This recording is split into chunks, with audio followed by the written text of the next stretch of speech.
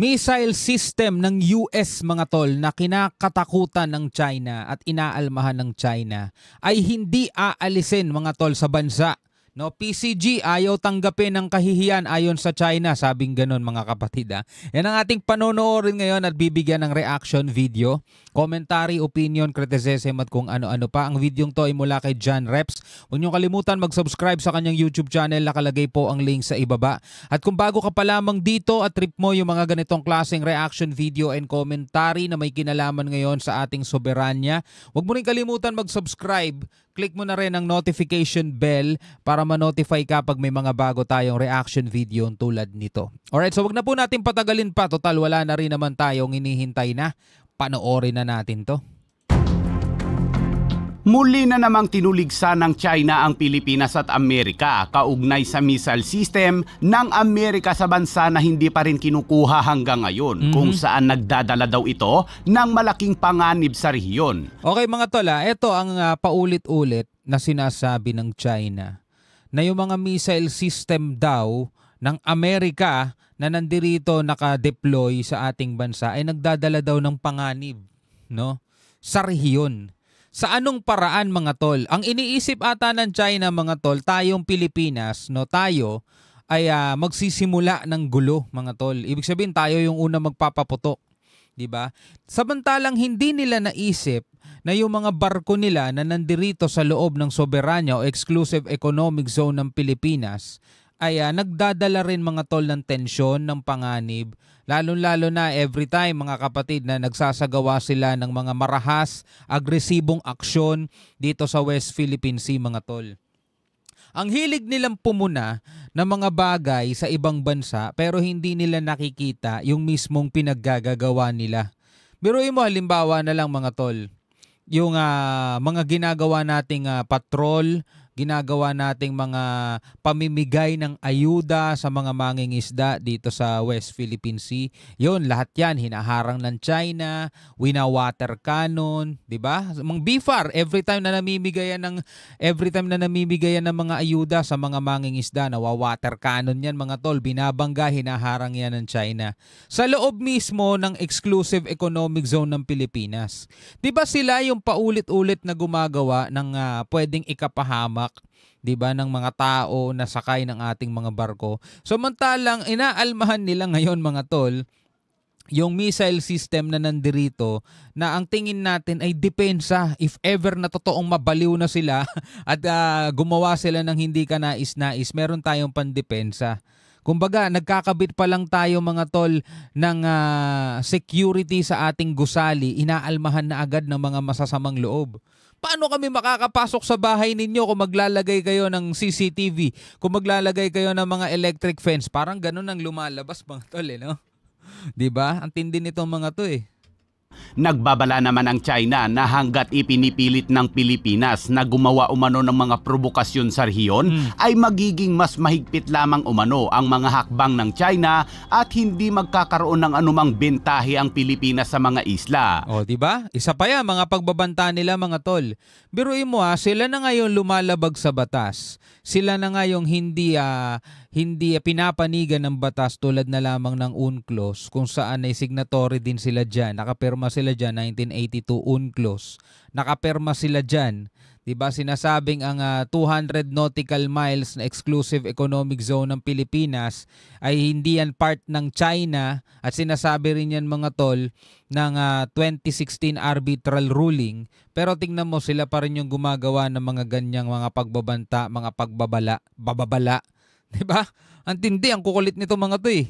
At may kakayahan silang tumugon ng epektibo sa anumang potensyal na mga mapanuksong aksyon mula sa Pilipinas at Amerika. Ang masama nun mga tol, ang matindi kasi nito, walang pangil yung international law, kaya wala man lang, alam mo yun, merong batas, international, lahat sila nagsasabi, ang igalang ninyo, irespeto ninyo yung batas. Pero, di ba kahit sa isang barangay, pag sinabing bawal magtapon ng basura dito, wala namang penalty, wala naman nanguhuli. Sa tingin mo, susunod yung mga tao doon. Ikita mo, tambak pa rin ng basura dyan. 'Di ba? Halimbawa sa isang bansa, may mga batas, may mga konstitusyon na pinatutupad pero wala namang pulis. Wala namang nanguhuli. 'Di ba? Sa simpleng bawal tumawid, may tumatawid pa rin kasi walang bantay. Pag sinabing busway, bawal ang motor, bawal ang mga private vehicle, pero meron pa rin pag walang bantay. Ano pa kaya sa agawan ng teritoryo? 'Di ba? Aanhin mo yung batas, 'di ba? Aanhin mo yung international law, wala naman din nagpapatupad niyan. Ayan no, lakas ng loob ng China ng labagin, no. 'Di ba? 2016 hanggang ngayon 2024 mga tol, 8 taon na nakakalipas. Tanong, may nangyari ba?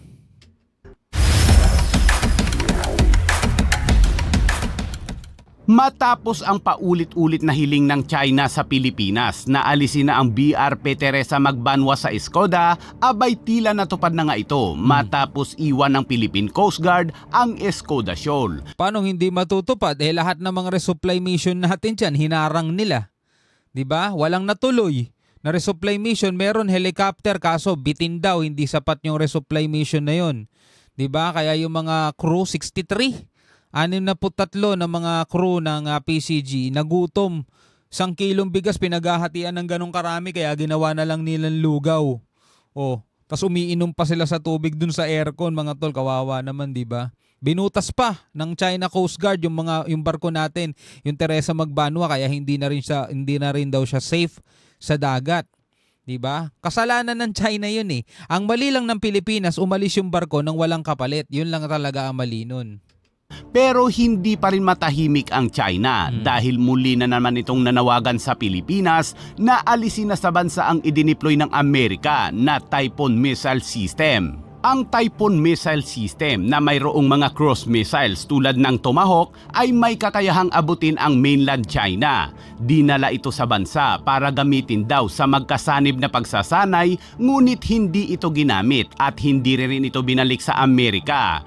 Kaya pala takot na takot ang China, no? Dahil itong missile system na to ay kaya palang umabot sa kanila. No, ang gusto nila walang depensa ang Pilipinas. Tulad halimbawa ng analogy na sinasabi natin, 'di ba? Ayaw ng mga masasamang loob na magkabit ka ng CCTV. Ayaw ng mga masasamang loob na magkabit ka ng mga electric fence.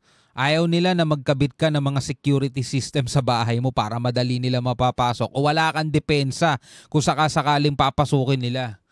Parang gano'n na lumalabas, mga tol, no? 'Di ba? Lahat ng bansa, mga tol, kahit ang China, meron silang mga ganyang mga bagay. Meron silang mga missile system na ganyan. Yung mga barko nila nagkalat sa kabuuan ng dagat na South China Sea. At kasama na rin ang West Philippine Sea, ang dami nilang mga dagat diyan. Ang dami nilang mga barko diyan. 'Di ba dito nga lang sa Escoda Shoal, mga tol, 75 nautical miles 75 nautical miles mula sa Palawan sa may Escoda Shoal. Ilan ang barko ng China nang nandoon? 65. 'Di ba? Ilan yung PCG? Siyam, 4 ang warship, tapos 52 naman yung militia vessels na 'yon. Pero sa lahat ng bansa mayroong mga missile system kanya-kanya. So dito sa atin ayaw nila, mga tol. Bakit? Anong dahilan? Takot sila eh. Ngunit ayon pa sa mga eksperto ng China, ito daw ay hindi talaga para sa pagsasanay, kundi isang missile deployment bilang banta sa China. Kinundi na banta rin kayo sa Pilipinas dahil nandirito lahat kayo, malapit na sa amin 75 nautical miles, nandirito na kayo Tapos after nun, Mischief Reef, andun na rin kayo. Scarborough Shoal, napakalapit lang din nun, nandun na rin kayo. Lahat ng parte ng West Philippines, nadudong kayo Mas malapit pa nga kayo ng China ang deployment ng nasabing missile sa Pilipinas. Ayon sa Foreign Ministry ng China, labis itong nababahala tungkol sa planong panatilihin ang missile system sa Pilipinas. Ito daw ay banta sa seguridad ng mga rehiyon sa bansa at nagpapatindi sa geopolitical confrontation. So anong problema nga, mga kapatid? Aalma kaya ang China kung sabihin natin binili na namin yan? Amin na yan. Magagalit kaya sila, mga tol, no? Di kasi binabalak din naman talaga ng ating gobyerno na bumili nun. Di ba, ng mga Typhoon na missile system na ganyan. Paano kung tayo na yung bumili? Aalma kaya sila? Ba't kayo bumili niyan? Pakialam nyo, bansa namin to. Sa isang satellite image na kuha ng Planet Labs, isang commercial satellite firm, ay makikita ang Typhoon Missile System sa Lawag International Airport sa lalawigan ng Ilocos Norte.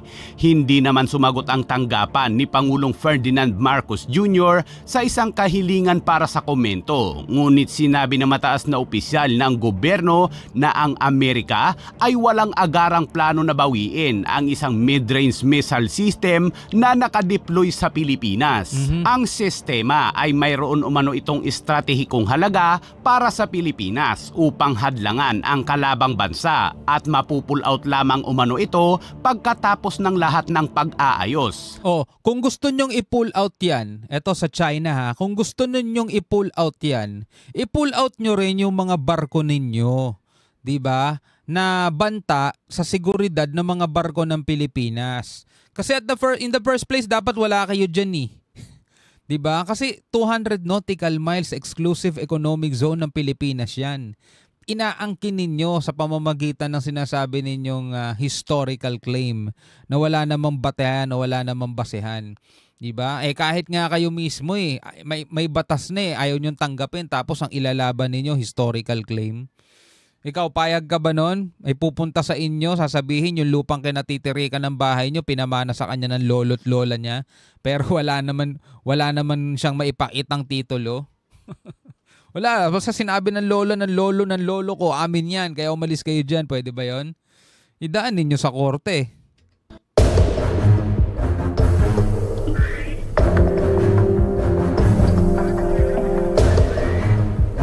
Ito yung actual test ng Typhoon missile.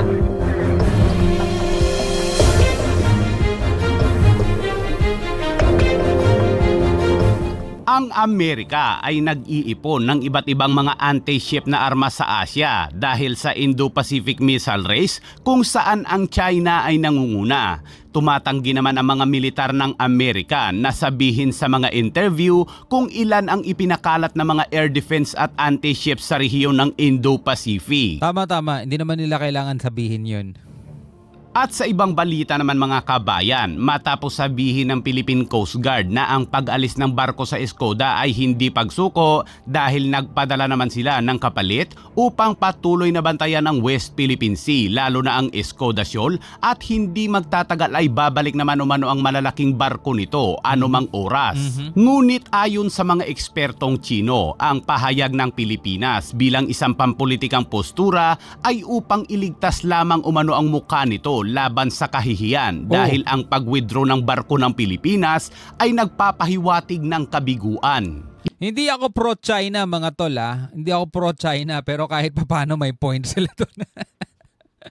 Hindi ako pro-China mga tol pero kahit papaano may point sila doon mga tol. Kasi alam mo yung hindi nagtagumpay yung misyon natin na supplyan yung mga crew. Itong mga crew, mga sakay ng BRP Teresa Magbanwa. Ito mga tol, don't get me wrong, hindi tayo pro-China. Pero i-analyze natin, himay-himayin natin. Paano masasabing kabiguan? Okay, sige. Naglagay tayo doon ng barko para bantayan yung balak na reclamation daw ng China doon sa Escoda kasi nakakita nga tayo ng mga dead corals doon di ba? So nagdala tayo doon ng barko, walang alisan. Syempre alam naman natin magugutom, mauuhaw yung mga sakay noon, kaya nga magsusupply. Ang tanong mga tol, tagumpay ba yung supply o bigo? Number 1, bigo. Anong atibayan na bigo yung resupply? Ayon sa balita at dito na rin mga tol, sila na mismo nagsasabit, nagkikwento na yung 63 na sakay ng BRP Teresa Magbanwa ay pinaghahatian na lang yung ilang kilong bigas doon. Ginagawa na lang nilang lugaw. Diba? Ang natira na nga lang daw sa kanila asin at paminta. Umiinom na nga daw sila ng tubig ulan at saka doon sa ng aircon. Condenser ba ng aircon yun? Diba? Minsan nga daw sa filter pero ayaw nila kasi minsan daw lasang pool, minsan lasang maalat. Diba? Sinubukan natin mag-resupply kaso naharang. Ang nangyari mga tol, hindi tayo nakapag-supply kasi naharang siya ng China. So matatawag ba nating tagumpay yun? Diba? Nag-resupply tayo gamit ang airdrop kaso kulang. no? At ang pinakamatindi nun mga tol, 3 ulit tayong binangga ng China kaya yung BRP Teresa Magbanwa ay nabutas at hindi na siya safe no sa dagat. So ngayon mga tol, matatawag ba natin na bigo o tagumpay? Siguro yung mission ng BRP Teresa Magbanwa in general, tagumpay dahil hindi nga nakapag-reclaim ang China doon at nabantayan, pero nagtagumpay ang China na harangin yung mga resupply kaya ang nangyari, ang resulta, napilitan mag-back out o mag-pull out etong Teresa Magbanwa mga kapatid. No? Hindi na nga naintay yung kapalit eh. Baka wala na sigurong kakainin for the next 24 hours kaya hindi na nahintay yung kapalit at umalis na lang ng walang karelyebo. Diba? Ganun ang nangyari. Kaya sinasabi ng China mga tol, eto naratibo nila yan. Wala tayong pakialam sa naratibo ng China. Sabihin nating malit-mali. Pero sa nakikita natin, medyo may point sila mga tol. Nabigo nga talaga dyan yung PCG dahil hindi nagawa eh. Hindi nagkaroon ng resupply na maayos eh mga tol eh. Nagtagumpay yung China doon, naharang nila yung mga resupply natin. Kaya nga napilitan umalis kasi nagkakasakit na eh. Wala nang mainom, wala nang makain eh. Ano masasabi mo dun? Dagdag pa ng China, ito ay hudyat na ang Pilipinas ay malamang na magpapatuloy sa paggawa ng mga provokasyon sa South China Sea. Ngunit nagbabala sila na hanggat ipinipilit ng Pilipinas na gumawa ng mga lumalabag na provokasyon sa rehiyon, ay magiging mas mahigpit lamang umano ang mga hakbang ng China. Kaya nga dapat makipagsabayan na ang Pilipinas kasi nagbababala ng ganito ang China na mas lalo silang magiging mahigpit. Patindi ng patindi panggigipit ng China eh. Kaya nga dito sa mga otoridad natin, di ba? Huwag nyo nang ipilit yung pakikipag-usap sa kanila. Yun yung dun lang kayo nakafocus, pakikipag-usap sa kanila eh. Wala namang kwentang mga kausap yung mga yan eh. Inuuto lang tayo ng mga yan eh. Pero tingnan nyo after nyan, di ba ganun pa rin naman nung ginagawa nila eh. Kasi hindi nila isusuko yung claim nila dyan kahit na wala silang pinanghahawakan na kahit ano. Hindi nila isusuko yan. So since tayo naman, meron tayong backup na legal claims o legal grounds na mas matindi pa, halimbawa UNCLOS at saka yung 2016 arbitral ruling, dapat nga mas agresibo tayong ipatupad yun eh. Diba? Yung problema, kulang din tayo sa assets, diba? Daming problema kinakaharap ng Pinos, no? At hindi magkakaroon ng anumang bintahe ang Pilipinas sa lugar. Sinabi ng mga ekspertong Tsino na kung magpapadala ang Pilipinas ng isa pang barko sa Escoda ay hudyat lamang umano ito ng determinasyon ng Pilipinas na kumilos bilang provocator sa rehiyon. Tayo pa talaga naging provocator no? Samantalang tayo ang legal na nandiyan. Nagbabala ang China bilang tugon sa mga provokasyon ng Pilipinas ay lalala lamang daw ang mga pagtatangka ng Pilipinas na iligal na iangkla ang barko sa Escoda at maaaring humantong ito sa sakitan. Ganun na sila maghamon. Diba? Hindi pa rin papalag. Dagdag pa ng China, ano man ang mga aksyon ng Pilipinas sa West Philippine Sea, ang patakaran ng China sa pagharap sa mga provokasyon ay matatag.